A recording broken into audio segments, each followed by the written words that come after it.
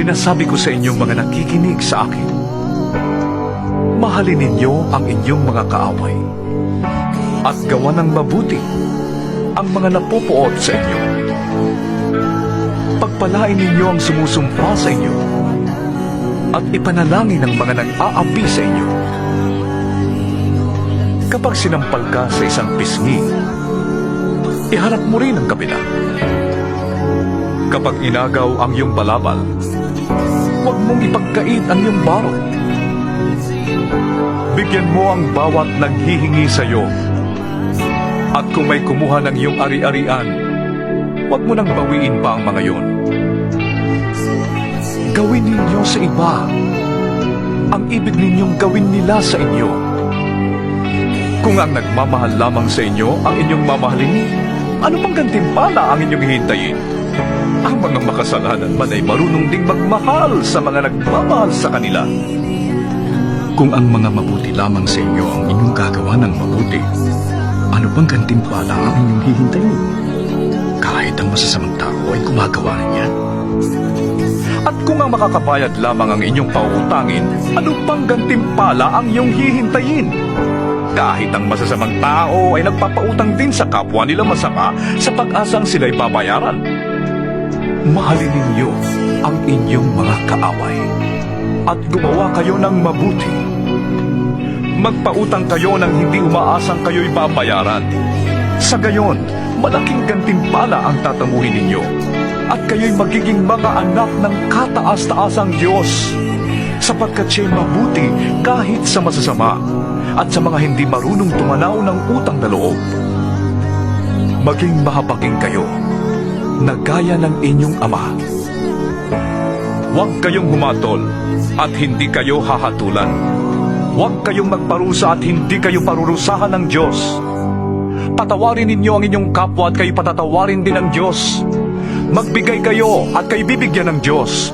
Hustong takal, siksik, liglig at umaapaw pa ang ibibigay sa inyo. Sapagkat ang panukat na ginagamit ninyo sa iba ay siya rin gagamitin ng Diyos sa inyo. Maaari kayang mag-akay ang bulag ng kapwa bulag. Pareho silang mahuhulog sa hukay kapag ginawa nila ang ganon. Walang alagad na nakakahigit sa kanyang guro. Ngunit kapag lubusang naturuan, ang alagad ay makakatulad ng kanyang guro. Bakit mo napapansin ang puwing ng iyong kapatid? Ngunit hindi mo nakikita ang troso sa iyong mata. Paano mong masasabi sa iyong kapatid, "Kapatid, hayaan mong alisin ko ang iyong puwing," gayong hindi mo nakikita ang trosong nasa iyong mata?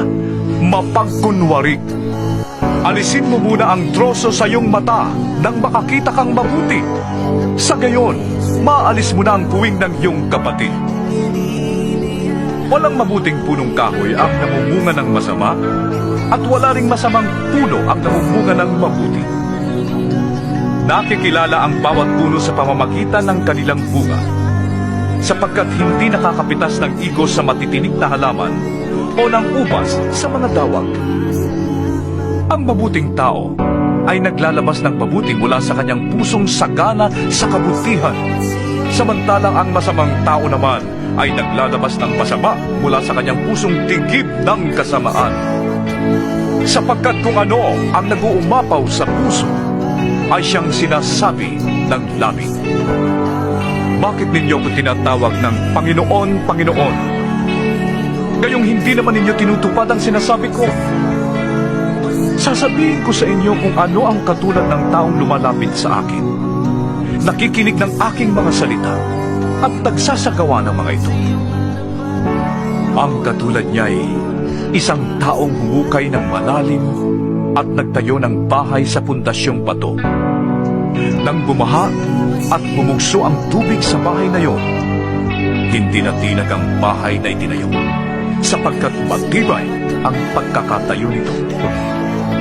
Ngunit ang nakikinig naman ng aking mga salita at hindi tumutupad nito ay katulad ng isang taong nagtayo ng bahay ng walang pundasyon. Nang bumaha at bumugso ang tubig sa bahay na iyon, ito ay kaagad bumagsak at lubusang nawasak.